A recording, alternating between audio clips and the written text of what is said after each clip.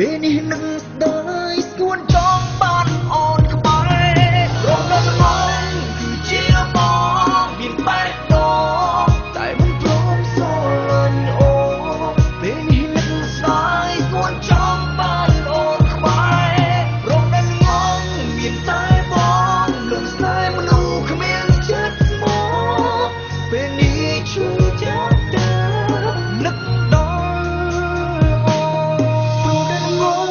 គឺជាបងមានបែបដូរតែមិនព្រមស្រឡាញ់អូនពេលនេះនឹងស្ដាយស្គួនចង់អូនក្បែររំលឹកមកមានតែបងនឹងស្នេហ៍មនុស្សគ្មានចិត្តស្មោះឈឺចាប់តែនឹកអូនពេលនេះឈឺចាប់តែ